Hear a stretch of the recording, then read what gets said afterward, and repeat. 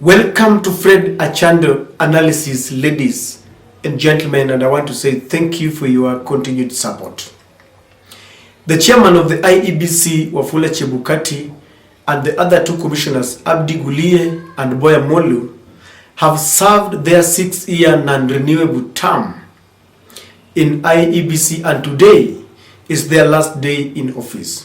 Now, those three names are enjoying both support and hatred among Kenyans in equal measures, depending on which political divide you belong to. If you ask those who are supporting the Kenya Kwanza team and William Ruto, they will tell you that Wafula Chebukati is a man of valor and they enjoy his courage, courtesy of the claims that he withstood all the pressure to announce Raila Amolo Odinga, but declared William Ruto instead. And those who are supporting Raila Odinga and the Azimio supporters hate the three commissioners because they say that they are the three musketeers at the center of robbing Raila's victory in Bomas. Yesterday, Abdi Gulie gave a speech, and this speech is one that is reiterated among all the other commissioners who are retiring.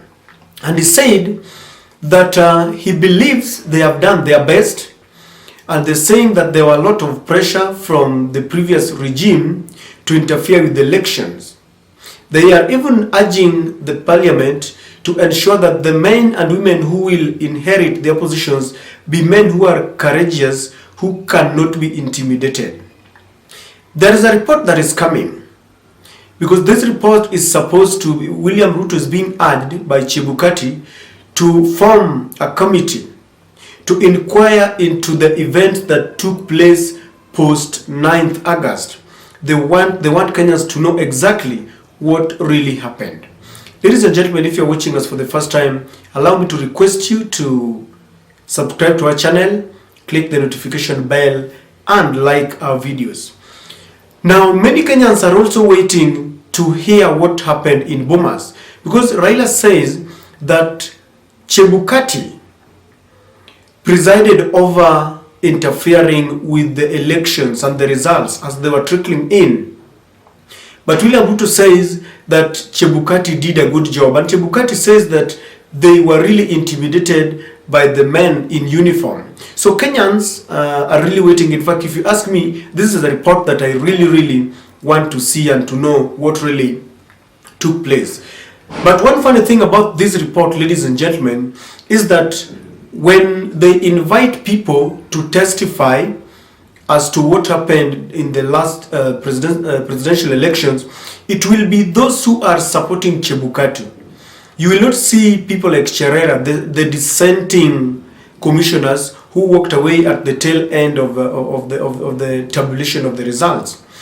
There will be no one to challenge this report. So we will be getting a one-sided of the report. We will not be looking at the other side of the report, because both President William Ruto, Wafula Chebukati, and all those who are supporting him will gang up to sanitize this report, to give Kenyans what they feel is the best that will satisfy their ego and one that will sanitize them. Now, Wafula Chebukati, Boya Mwilu, and Abdi Gulie are suffering from one thing. Kenyans have accused them of interfering with now 3 elections consecutively, in 2013, in 2017, and now 2022. So they want to sanitize their name. They don't want to leave any trace of accusation behind them, and so they really want this report to be written in such a way that by the end of the day they shall be, quote unquote, vindicated as people who did their best. You've seen William Ruto really trying to sanitize Wafula Chebukati. During the last Madaraka celebrations, Wafula Chebukati was awarded by the president the Elder of Golden Heart, and he was voted the Person of the Year, Kenyan Person of the Year, just to ensure that he remains impeccable in the eyes of the Kenyans who feel that he robbed Raila of his victory. even if you listen to their speeches and you listen to their you see their body language, there are people who are suffering from a guilty conscience. They want Kenyans to sanitize them, to feel that they are good people. Because trust me, if you take Wafula Chebukati to Rift Valley today or in Central, he will get a good reception. But take Wafula Chebukati to Kisumu and people will be looking at him as a thief, an electoral thief.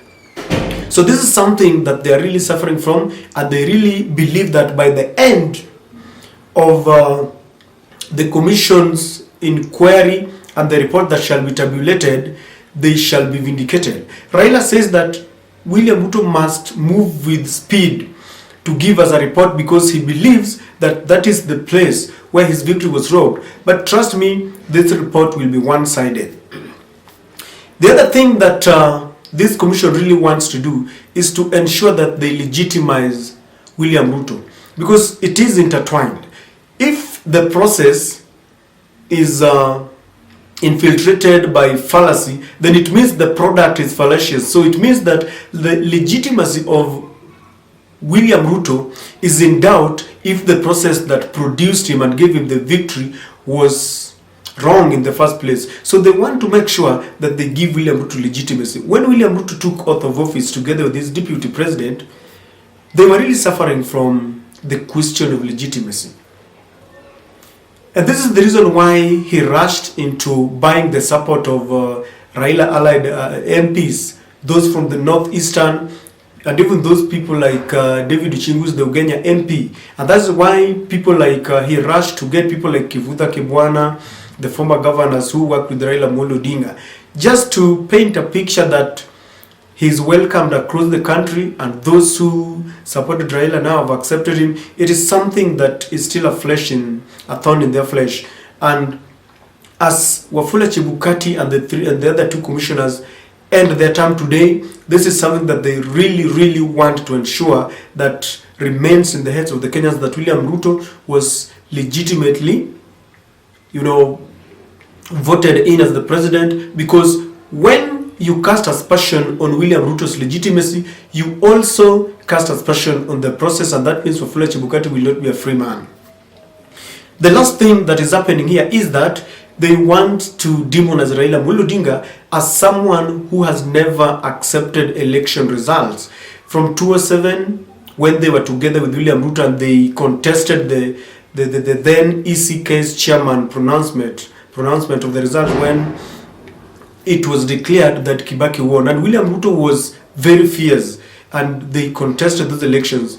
In 2017, Raila did the same, 2013 the same, and 2022 the same. So they want to demonize him as someone who does not accept results over the years. So as they leave office, they want to ensure that they convince and persuade Kenyans and in the international community that Raila Amolo Odinga is someone who has constantly been defeated, but he does not want to accept elections. So you can trust this.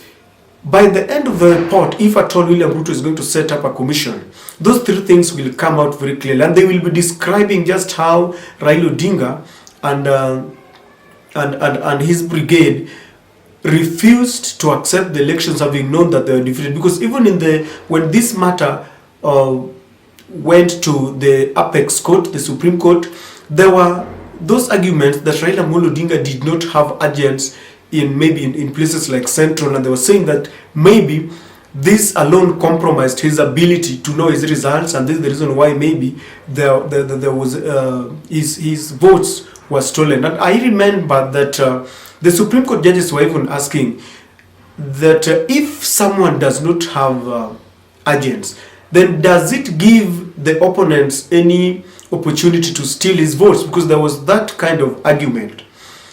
So you will see this report, or as they go home, trying to demonize him and his fraternity of someone who does not want to accept losses.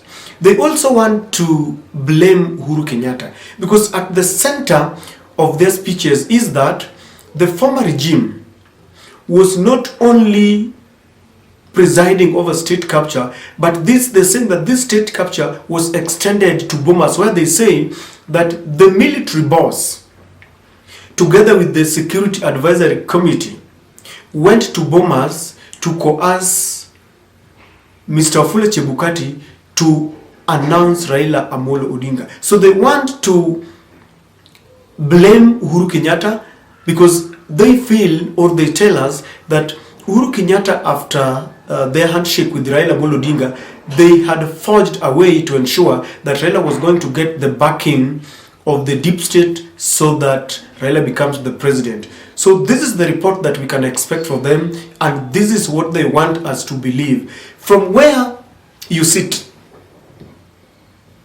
whose theory do you trust? The gospel according to Saint Chebukati, or the gospel according to Saint Odinga? Is it Chebukati or is it Cherera? Who do you trust in this? I know you will be giving answers depending on your political affiliation, but let us be sober in trying to answer this.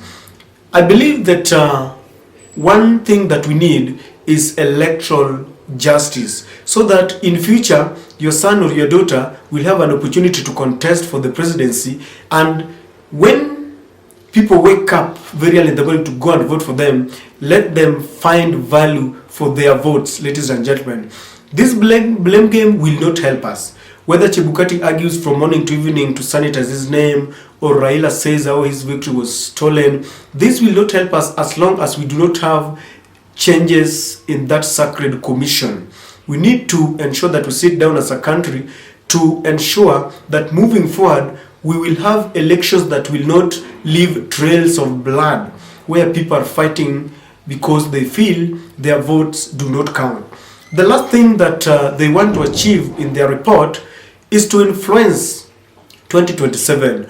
Once they have sanitized their name and legitimizes William Ruto, demons Raila Odinga, and blames Uhuru Kenyatta, they want to ensure that the people who are coming in as people, because even the process of selecting the new commissioners already is being contested by Raila, because William Ruto is changing the rules in the middle of their game. It's like they want to start a game, the rules are being changed because already the Attorney General is proposing other changes on how to select these commissioners. So the moment this will happen, Raila and his team will start complaining, and they will say, okay, he has started again, because it is very easy to play with the psychology of your supporters. They will just bring something that they know it is unconstitutional. Then when the opposition starts complaining, they will say, you see, he has started. And then those will be in the office. Already the process shall have been marred by a lot of irregularities. So they come into office when they are already in bad blood with Raila Odinga. So as we approach 2027, we already have a rift between the opposition and the government. So as they conduct the elections and tabulation, it is an enmity. And so they go there knowing very well that Raila is our number one enmity. And this is the tool that they will use. I don't know what you think, ladies and gentlemen, but don't you think we need serious electoral reforms and justice?